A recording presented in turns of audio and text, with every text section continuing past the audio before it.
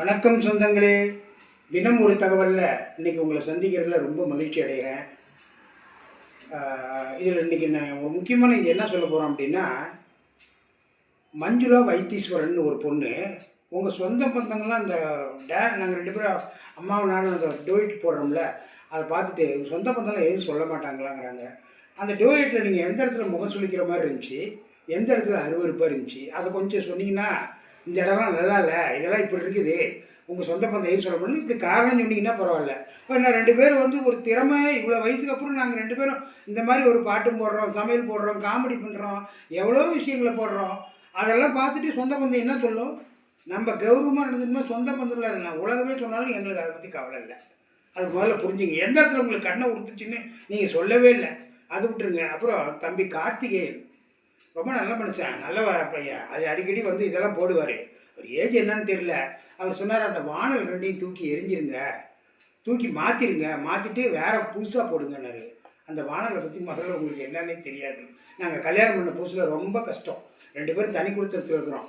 அப்போ ஒரு 400 ரூபாய்க்கு கொஞ்சம் சாமான்லாம் சமையல் பண்ணுறதுக்கு வாங்கிட்டு வந்தேன். அதில் ஒரு வானல் தான் அந்த வானல். அந்த வானல் இரும்பு வானல் எப்பயுமே டக்குன்னு கடையில் தூக்கி போட்டு மாற்றக்கூடாது. காரணம் என்ன கேட்டால், அது சமையல் பண்ண பண்ண பண்ண பண்ண ரொம்ப பக்குவமாயிடும். அதை நீங்கள் அடுப்பில் வச்சிங்கன்னாவே ஒரு 10 வருஷம் கழித்து அந்த மாதிரி பாத்திரத்தை அடுப்பில் வச்சிங்கன்னா அது எண்ணெய் அப்படியே சுரக்கும். அதுதான் அது பக்குவமாயிடுச்சுன்னு அர்த்தம். இப்போ இந்த வானலை வச்சோம்னா எண்ணெய் தான் சுரக்க முடிஞ்சு தீஞ்சி அந்த மாதிரி காஞ்சி போய் ஒரு தீஞ்ச இதுக்கு காட்டாது. அது இல்லாமல் 42 வருஷம் ஆகுது அந்த வானல் வாங்கி. அதில் தான் நாங்கள் சமையல் செஞ்சு சாப்பிட்றோம். எங்கள் அம்மாலாம் இவ்வளோ பெரிய சட்டி, குழம்பு தாளிக்கிற சட்டி, குழம்பு கொதிக்கிறது, அதெல்லாம் 30 வருஷம் 35 வருஷம் சட்டி, ஏதோ கை தவறி உடஞ்சி போயிட்டா தான். உடஞ்சி போகாமல் இருக்கிற வரைக்கும் அவ்வளோ அற்புதமான அந்த சட்டியில் பழகிடும். அது மாதிரி இது நீங்கள் சொன்னீங்க வாந்தி வருது, அதை பார்த்தோன்னே நீங்கள் வாந்தி எடுத்துகிட்டு ஒரு ஓரமாக வாந்தி எடுத்துகிட்டு நீங்கள் ஆஃபீஸ் புறப்படுங்க. நாங்கள் இதில் தான் செஞ்சு சாப்பிடுவோம், எங்களுக்கு உடம்பு ஆரோக்கியமாக தான் இருக்குது. பாவம் பார்க்குற உங்களுக்கு வாந்தி எடுக்குன்னு இந்த மாதிரி சமையல் போடுறப்ப நீங்கள் தயவுசெய்து பார்க்காதீங்க. வயசு பையனாக இருக்கிறீங்க, அதை பார்த்துட்டு உங்களுக்கு வாந்தி வருது அப்படிங்கிறது எனக்கு ரொம்ப ஆச்சரியமாக இருக்குது. அது இல்லாமல் உடனே அதெல்லாம் தூக்கி போட்டு வேறு வாங்குற அளவுக்கு எங்கிட்ட வசதி வாய்ப்பு இல்லை. சும்மா பார்க்குறதுக்கு தான் இதாக இருக்கிறோம். பிள்ளைங்களுடைய உதவியில் தான் நாங்கள் 2 பேரும் கௌரவமாக வாழ்ந்துட்டுருக்குறோம்.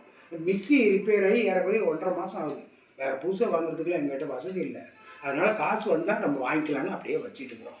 இதுதான் எங்களுடைய வாழ்க்கை முறை, புரியுதுங்களா? ரொம்ப ஆடம்பரம், ரொம்ப பணக்காரங்க, ரொம்ப அப்படிலாம் நினைக்காதீங்க. எங்கள் வீட்டில் மட்டும் எவ்வளோ ஏழ்மையாக இருந்தாலும் 2 பொரியல், ஒரு கூட்டு, ஒரு பொரியல், ரசம், மோர், சாப்பாடு, இந்த மாதிரி தான் சாப்பிடுவோம். குழம்பு இப்படி தான் நாங்கள் சாப்பிடுவோம். அது மட்டும் ஆரம்பத்துலேருந்து அதிகமாக சேர்த்து வைக்கல, இந்த மாதிரி